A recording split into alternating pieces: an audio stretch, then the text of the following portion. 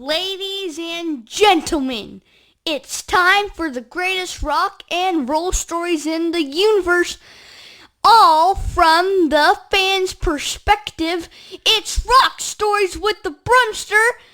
Now, here's the host of the show, my rockin' daddy, the Brummster. Hey, and that's with two M's. If you see one M, get out of Dodge. What's happening? Brummster here. Rock Stories with the Brummster. Real rock stories from the fans' perspective. That's right. It's cool to see the, Guy Fieri style, Sammy Hagar driving around, talking to all the rockers. Dave Grohl has a show, and I love all of them, okay? We love it. We love it. But what was missing is the fans' perspective, and that's what we've thrown at you here and invited you to be a part of the time machine, if you will. Hop in our time machine because we're going to live through some awesome rock and roll memories. Pull back the curtain behind the scenes from the fans' perspective. And you can catch all of our episodes every Sunday, 11 o'clock at rockradio559.com every Sunday morning at 11. Also as well at the Brummster Spotify channel. And again, don't forget, we are the Central Valley's rock station online at rockradio559.com. Okay, it's time to get started. It is Rock Stories with the Brummster. And today, we're not just singular, we're plural. That's right. My cousin Justin Brumm, a.k.a. the Brummster, is joining us as well. Ladies and gentlemen, we're going to have a plural today. Rock Stories with the Brummsters. What's happening, Justin? What's up, cuz? Nothing much. What's going on, Brummster? I am rocking out, man. Hey, when you mentioned earlier you're out there mowing your lawn in the morning. I'm sure you've got tunage rocking when you're doing that. Some people whistle while they work. We're Brums, man. We rock while we work, huh? Yes, sir. Hey, talk to our listeners. I know that you love, a lot of rock and roll. You love the classics as well. But, a lot of your music that you love, which is considered now, believe it or not, at our age, is classic rock now. It's unreal. It fits in the genre, but it gets skipped over a lot. Talk a little bit to our listeners on Rock Stories with the Brummsters, excuse me. Some of these bands that you grew up listening to, that you got all the tapes for, that you tuned into the radio for. Talk a little bit about that, cuz. Well, it originally started obviously with my dad and your dad and Uncle Mike. They were all into the old, what we considered classic rock back then, the Eagles and Leonard Skinner, and one of my favorites, Journey, obviously, Steve Perry from Hanford. My dad partied with them. Obviously, our uncles and your dad knew him too, but after that, my sister by the way, into... I don't want to skip over that because I'll forget to come back to it. So we'll continue on with this story, but let's just take a quick pit stop there. That's right, folks. Hanford, California. That's where the Brums are from. The Brummsters are from, and so is Steve Perry. My Aunt Sue actually went on a beer run with Steve Perry in high school, and my Uncle Ray Brumm Jr. Justin's dad, actually, rest in peace as well, by the way. We love and miss him so much. He's in heaven now, rocking up there, but he's watching us right now, Justin, for sure. Talk a little bit about that. I remember Uncle Ray telling us a story around the campfire, if you will, the proverbial campfire, we'll call it that. That was Uncle Ray's favorite place to be, by the way. And if you know what We're talking about, you know what we're talking about. But Uncle Ray talked a little bit about that. I think it was a birthday of his, and he showed up at a bar, but he partied and hung out with Steve Perry. What did he tell you about Steve Perry? He said he's one of the coolest, down-to-earth, famous people you'll ever meet. And he still had the old small-town mentality, Hanford's a small little town. We're not a real big city. We are growing, but it's still got that whole small-town vibe. Everybody knows everybody kind of thing, So other than that, he didn't say much. He was a good partier from back in the day. Obviously, that was before Steve Perry got famous, but he was out at the bar scene getting his local thing going on to start his career when my dad and him started partying. And yeah, I believe it was a birthday he went to. And the guys took him out and showed him a good time. Yeah. And if I remember, Uncle Ray said that he came in there on his birthday and Steve Perry got on the mic and said, Ray, anything you want for your birthday, man. What do you want us to play? Can you imagine how cool that must have been? Although Steve Perry wasn't Steve Perry, like a Journey, exactly. He wasn't famous yet. But to like have someone of that level of talent on your birthday, to have that memory, and then 20, 30 years later, after all of the Journey fame, to be able to look back and say, that dude was my friend. We partied together and he played me my own request at the bar for my birthday. How freaking cool is that, man? That's an awesome story if you ask me. That's what I'm talking about. I mean, I've been to concerts, but never had a singular one of them point me out and say, hey, Justin, why don't you select a song? That would be pretty damn awesome. Hey, what band that you've seen in concert, if you had a chance to be in a bar privately and it was your birthday, what band would you want to be there to give you that request opportunity? Me personally, I'm a huge Metallica fan. That's one of my favorites of all time. It doesn't matter any genre of rock. It could be anything from classical rock, soft rock, to alternative rock, to the metal. It doesn't matter. Metallica is my favorite. Oh, of all time. It's of all time. Mm-hmm. That's my stuff. That's my guy right there, James Hetfield. I like his voice. I like the little 7-minute guitar solos in the middle of a 12-minute song. It's missing nowadays. Every song is 3 or 4 minutes, and it has more to do. Like I see Pitbull, no offense. He's a great entertainer, but musician, I don't think so. The guy just bounces around like just to a bunch of club music. Yeah. Yeah. That's not music, bro. Not music. Yeah. Not to us, anyway. Well, I mean, and no offense, it's an art, it's entertainment, and he's an entertainer, and good for him.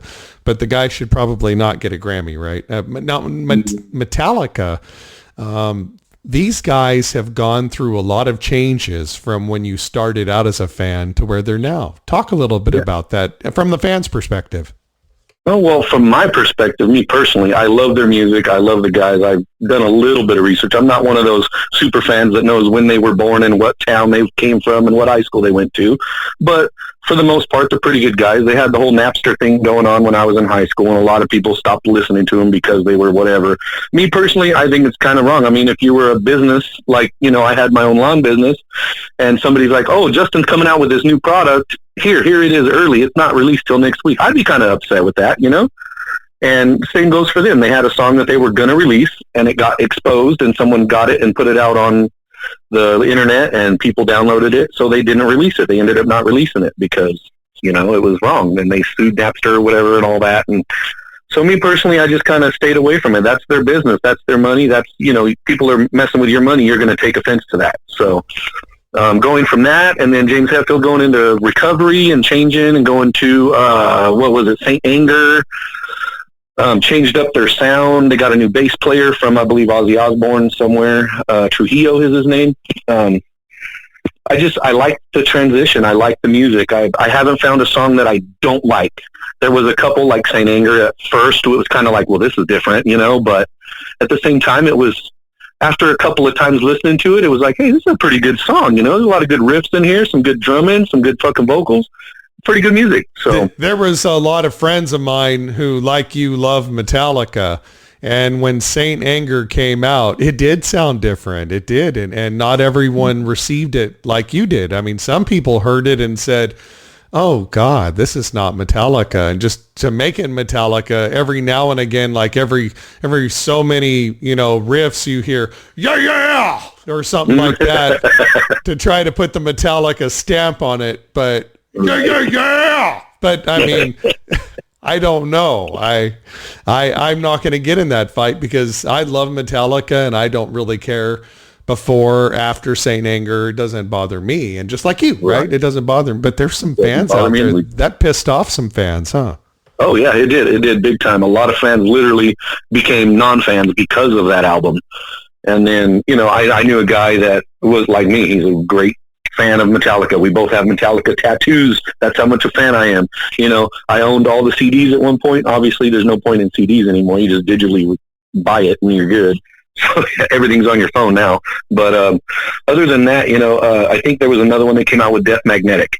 And my buddy, he wasn't a super fan of the Saint Anger, but he liked a couple of songs. When Death Magnetic came out, he was the super fan of that one. He's like, bro, you got to check it out. This is cool, blah, blah, blah, blah, blah. And I checked it out. And yeah, it's a little bit more similar to their older stuff. It's not quite so heavy metal. But either way you look at it, to me, I hear Metallica in the music, no matter what. Right, right. You got to give these artists some leeway. They can't just pump out exactly what you want every single album. Sometimes they have to express themselves. You know, we always remember Santana, you know, his early stuff.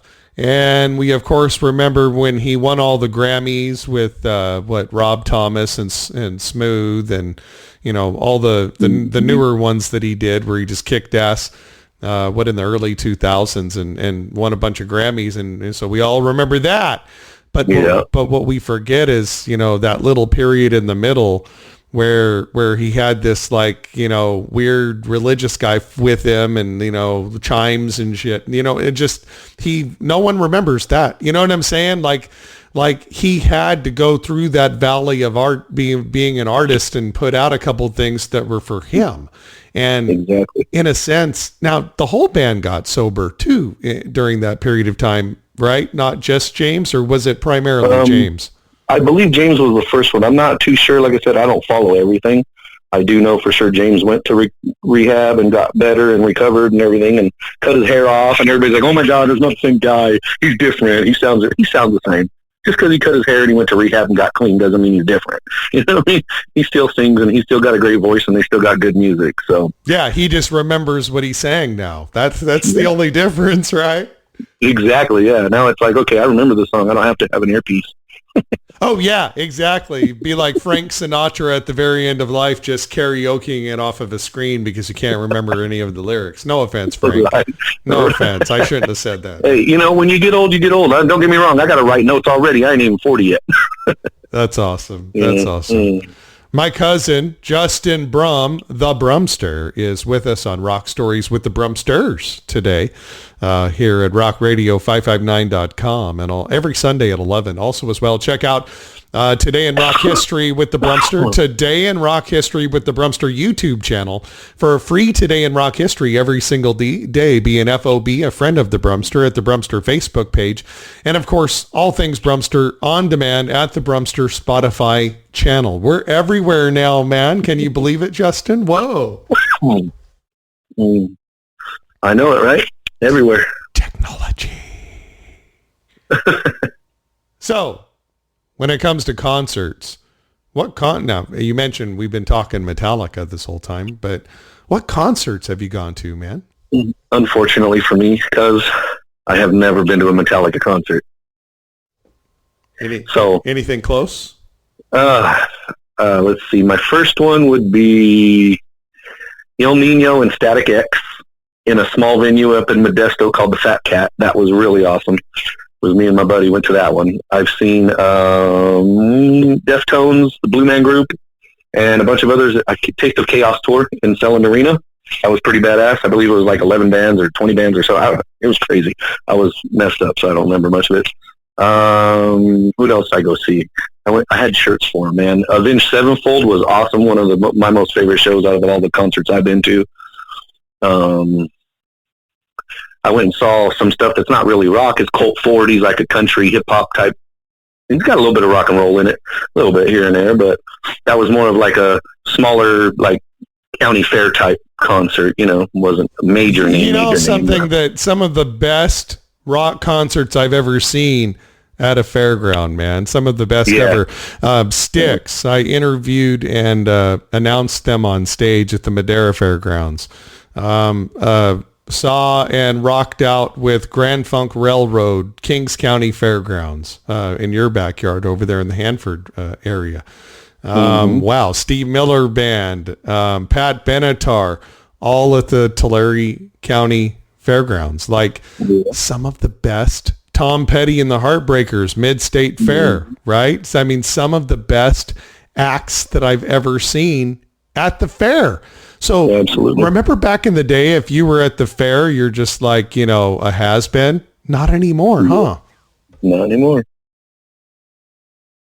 And it's cool because what they do for those fairground ones is like they charge like a fraction of the price for you to get in there. Or most of them nowadays that I've seen recently is like, hey, if you paid admission to the fair, the concert's free. And that's how Cole Ford was. We paid admission to the fair. We got in, we walked around, had our fried pickles and corn dogs, and saw the exhibits, and walked over to the concert. It was free. Pickles. So, I mean, how much better can you get? Fried pickles and corn dogs. I love it, man. Hey, it's fair food, man. Come on.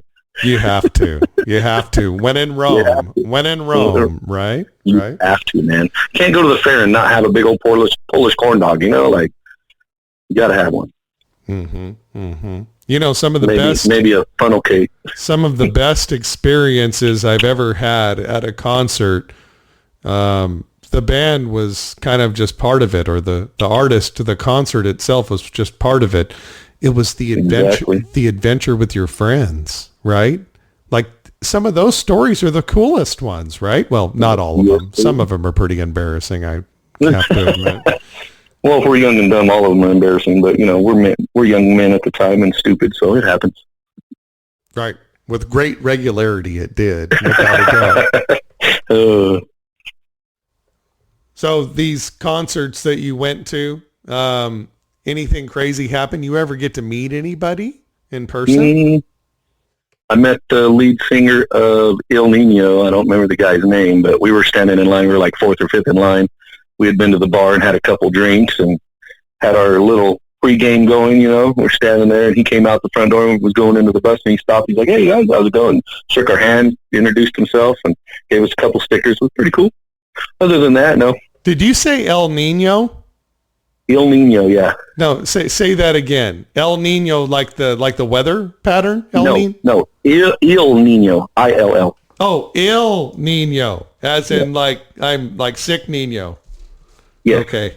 I was like, what in the hell is he saying? I don't believe they stayed as a band very long. It was them and Static X in the Desto at the Fat Cat. Real small venue, less than 2,000 people, and one of the best concerts I've been to by far. Every time I hear you said Il Nino, but every time I hear El Nino, I think of Chris Farley. Yeah. What is El Nino in Spanish? The Nino. Yeah, I saw Metallica and just had a great time. It was after St. Anger as well. And they really put on a hell of a show. Lars on the drums. Wow, that guy is just insane. Like, mad respect. Anyone who loves drums, as the spotlight, he really does stand out. I mean, they've always given, James Hetfield, his vocals, that's a signature for the band. But that tempo, there's no one else that has that tempo. Lars, very responsible. What's your thoughts? I kind of agree with you. Nobody has the same tempo. It's a certain gift, I believe, to be able to play like that. Mm-hmm, mm-hmm. And it gives you a lot of energy, doesn't it, as a fan? Oh yeah. I remember being younger and listening to like one of my favorite Metallica songs, Fuel. It's like it's got a certain thing to it where it's like it gets your adrenaline pumping, really. And it's like, when I was younger in my big old V8 truck, I'm sure you remember that thing. It made me want to go faster. A lot of songs like that. I believe rock and roll really does a lot as far as like energizing you, giving you adrenaline or energy or whatever you want to call it, to where it's like, all right, let's go, hit the road. And I like a lot of the rock and roll classics more for like cruising more than anything, but taking road trips, We don't want to listen to Peaceful, Easy Feeling before we have to go, to a fight. Right. Right. But Metallica Fuel might get you pumped up before the big game, huh? Right. That's absolutely right. Yeah. Do you still have all your CDs? Unfortunately, no. They got lost somewhere along the way when I was with my ex-wife, and things got moved around and cars got traded, and they're no longer with me, but I do still have the music. Obviously, I can get it whenever, but Yeah. I do eventually want another collection, something like that, where I can. I'm not a big digital fan, you know. I like having like a CD or a whatever, you know, to play. You like having the physical copy, huh? Yeah, I do. I really do. Dude, vinyl is freaking on the comeback, bro. I can't believe it. Like, it's amazing. At rockradio559.com, there's over 4,500 songs in rotation, and Brian K. Martinez, our founder and owner of the station, he's amazing. He has taken a lot of these songs from vinyl, so you hear the crackles and pops and the grooves in the recording that he puts and uploads in onto the station. So a lot of the songs you'll hear that actually, and then a lot of, like, every weekend he's like, hey, I got this new album. Oh, it's available at Target. Excuse me, vinyl at Target? Oh my God, vinyl's making a comeback now, isn't it? Pretty cool.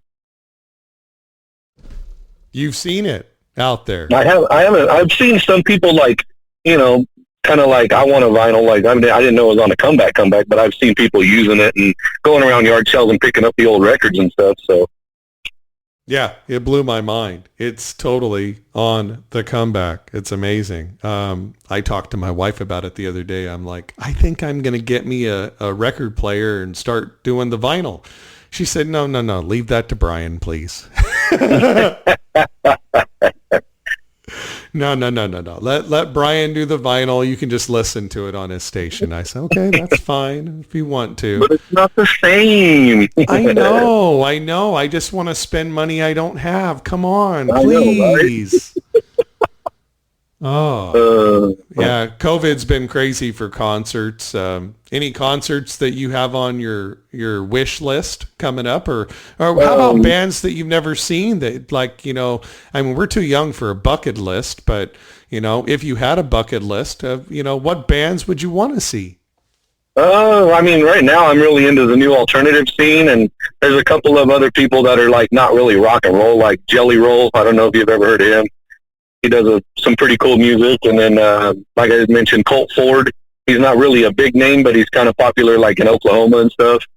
I don't know. I don't really have a lot of, like you said, a bucket list. Obviously, I want to see Metallica. That's my number one all time. Like, I got to go see them sometime before they stop. But they very rarely come to this area, and I don't really have a lot of money to go fly somewhere else to go see them. So. Yeah, something tells me they'll be back in Fresno. My friend Mitzi Evans works over at the Save Mart Center. So if she ever posts something about Metallica coming back to the Save Mart Center, I will let you know 100%, man. 100%. Yeah. I saw Metallica once, and I won't say much more than that. Other than it was a really fun time, again, when we were younger. So it was a lot of fun. I remember just the next day, my neck hurt. I'm like, wow, did I really headbang that much? Oh, shit. Yeah. Nowadays, kids are having issues with their neck. They call it phone neck because they're looking down at their phone all the time. And so they get like an issue like up in their neck from looking at their phone all the time. You and we came from another era. We have neck problems from headbanging. Right. I don't think I ever had neck problems, no. I used to have long hair, and I did the headbanging banging, so that's I right. would say no. You did. That's right, I did. man. Before I went bald in my young years, you know. Oh, wow. Time is a flying. I can't believe it's already 2022. Bucket list for me, concerts I want to see that I haven't seen yet. I can't believe it. John Mellencamp is at the top of that list. I can't believe I've never seen John Mellencamp. John Fogerty, he's still healthy as a horse out there rocking out. I saw him on a concert a couple months ago on AXS. Great concerts on that channel, by the way, if you have Roku or DirecTV, the streaming service. Oh my gosh, John Fogerty. I'd love to see John Fogerty. Obviously we can't see Eddie Van Halen, but wow, after Eddie passed, Wolfgang has really just his son been doing an amazing job out there promoting his music as well. Did you hear about how Wolfgang Van Halen put the name Van Halen on his album cover? And, no. and a bunch of Van Halen fans said that it was bullshit, that he shouldn't have done that. And he comes back and he goes, my name is Van Halen, assholes, right? Like, Yeah, unreal, right? that's funny. Yeah, I've been talking to a lot of people on the program lately about the Rock and Roll Hall of Fame. Have you heard about some of the inductees that get floated through there every single year? Last year it was LL Cool J and Jay-Z. What? Yeah, seriously. And then this year they were going to try to induct Dolly Parton, and she at least had some artistic integrity and said, I'm sorry, I'm not rock and roll. I'm not going to be there. Put someone else in. Thank you. Right. Respectfully, but seriously, man, it's like this whole world is just upside down. It's great music. You like LL Cool J and Jay-Z, whatever. There's nothing against it. Right. But it's like saying that Wayne Gretzky should be put in the NBA Basketball Naismith Hall of Fame because he also plays sports. No, sorry. No, he played hockey. He should be in the Hockey Hall of Fame, right? Yeah, he should. That's how I feel. That's nothing against the other genres of music.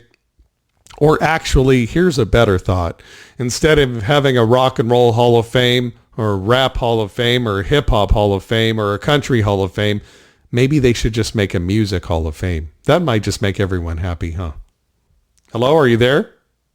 Yeah, sorry, I hit the mute button. No problem. It happens. I love mute. I love mute.